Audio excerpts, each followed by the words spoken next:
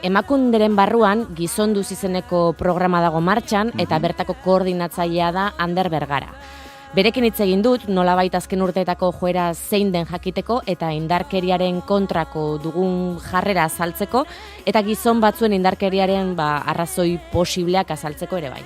Aurrera pausoak egin dira eta gizartea ez du onartzen indarkeria matxista lehen onartzen zuen moduan. Indarkeria matxista beti hor egonda, baina askotan ere indarkeri hori areagotu egiten da, edo neurri edo muturreko modu batzuetan erabiltzen da, poterea kuestionatuta ikusten denean, edo gizonek ikusten dutenean.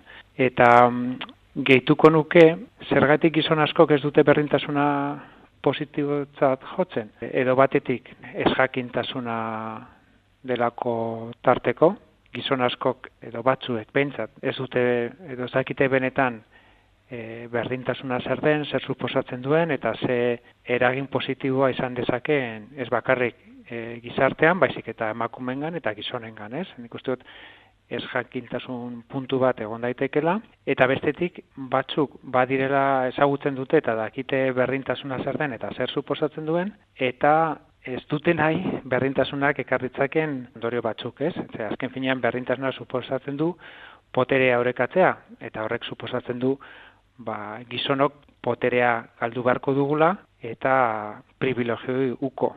Eta egoera horren aurrean, normala da ere gizon batzu kontra jertzea. Gizon batzuentzat berdintasunak botere falta eta privilegioen galera eragiten duela. Hori bat, baina gero hitz egingo dugu horri buruz, Juanjo nahi baldin baduzu, baina askotan esaten da arazo honi aurre egiteko bidea hezkuntza izaten dela, baina Europan adibidez, indarkeria tasa handienetakoa iparraldeko herriak dute, Danimarka, Finlandia, Suedia, are gehiago munduan indarkeria matxista gehien dagoen herrien zerrendan, Danimarka eta Finlandia lehendabiziko 20 herrien artean dago, eta hain justu hezkuntza eredugarria dutela entzun dugu behin baino gehiagotan. Horri buruz ere galdetu diotan Ander Bergarari. Gauza bat da hezkuntza sistema eredugarri bat izatea, horrek ez dakit esan nahi duen sistema hori sexista ez denik. Askotan aurrerakoi moduan jotzen ditugu edo aurrerakoitzat jotzen ditugu hezkuntza sistemak, baina ez da kontuan izaten edo ez da aztertzen zein herritan sexismoak jota dauden edo ez. Horregatik gauza bat da hezkuntza sistema eredugarri bat izatea eta beste kontu bat ez sexista izatea. Eta gero gehituko nuke hezkuntzan eragitea beharrezkoa dela, baina ez dela nahikoa. Zergatik indarkeria arazo sistemiko bat delako, ez da arazo individual bat, eta indarkeria matxisten oinarrian matxismoa dago. Eta matxismoarekin bukatzeko gizarte errotik aldatu behar da, horregatik da hain konplexua arazoa konpontzea. Gizartearen izaera matxista horrek albidetzen duelako indarkeria mota hau, Hori ze kultura aldatu behar da.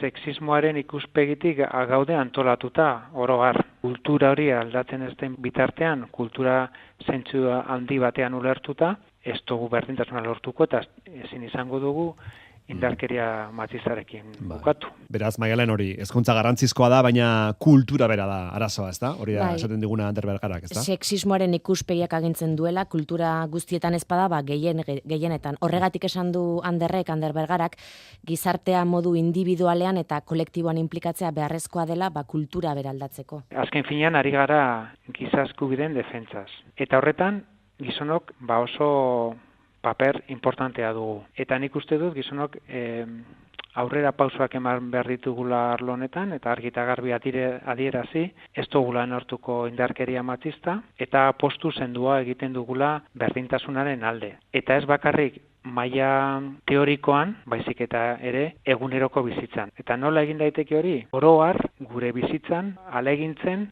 sexu rolak eta estereotipoak ezin dartzen. Eta horretarakoen justu sortu gendun gizonduz programa gizonengan eraguiteko eta berdintasunean implika daitezen. Ez bakarrik hitzekin, baizik eta ekintzekin ere. Baina kulturak berak arazoa eragiten badu, kultura bera aldatzea posible da? Bai, aldatu daiteke eta aldatzen ari da. Zalantzarik ez daukat, asko aldatu dela arlo honetan. Eta lehen hemen gertatzen ziren indarkeria mota batzuk, edo behintzat orain herrialde garatuetan indarkeria mota batzuk desagertu egin dira, edo ez dira gertatzen apenas. Zuk aipatu dituzun horiek. Argi dago aurrera pausoak izan direla, eta kultura ere aldatzen ari dela. Nik gogoan dut zelan nire amak adibidez lana utzi behar izan zuen, nire aitarekin ezkondu zelako. Eta nire ama ez da hain nagusia. Osea, zegoelako lehen figura bat zala erredazan excedencia forzosa por matrimonio. Edo lehen ere nire ama hemen askatu behar zion nire aitari, kontu korronte bat irekitzeko, atzerrira joateko, eta ez? Beraz, gauzak ni bai uste dut aldatu egin direla. Eta batez ere eskubideen ikuspegitik, eta maila formalean hor daude eta asko aurreratu da. Gertatzen dena da, aldatzen ari da kultura, herrialde batzuek arinago eta beste batzuek beranduago, baina hala ere guk ez dugu ezagutzen munduan kultura sexistarik ez duen herrialderik. Beraz ados nago zurekin aldatzen ari da, eta alda daiteke, baina horrek denbora eskatzen du. Zaila da, baina ez da ezinezkoa, bestela beste gauza batera dedikatuko nintzateke ikusiko banu ez degola konponbiderik ez, baina nik uste hori izan daiteke. Zaila da, baina posiblea da, esperantzarik badago. Bueno, esperantza badago kultura aldatzeko. Gogoratu horritz egin digun laguna, Ander Bergara dela, Emakunderen barruan gizonduz izeneko programaren koordinatzailea.